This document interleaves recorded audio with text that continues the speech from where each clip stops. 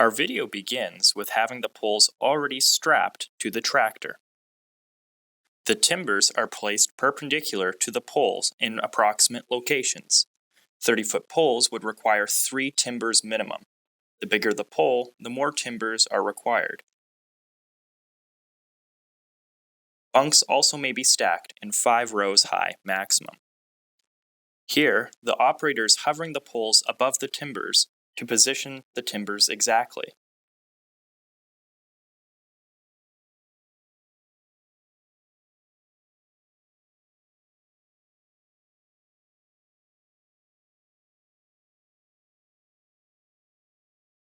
Have the operator remove the poles, and it'll allow you to properly level and stabilize the timbers with gravel on the ground.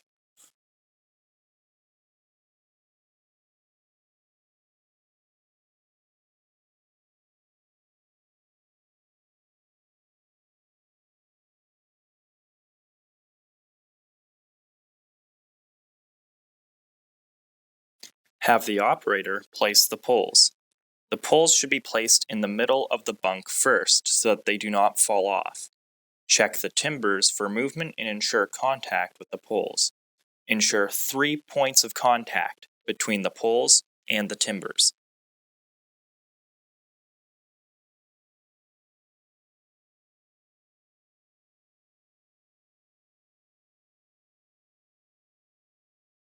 Adjust the poles as needed. Pole butts should be touching. Non-packaged poles are wedged on the first and last timber. It's important to note the location of the pole apertures here. The pole apertures are not located where the timbers are located. They're located between the timbers. Toenail the timbers together. Once you have done this, you can place the poles and remove the straps. Continue to place poles on the bunks as needed. Once the first row is filled, place timbers on the top of the poles in the bunk in line with the timbers below. Continue placing poles in the opposite orientation as the previous row. Bunks can be built to a maximum of 5 rows high.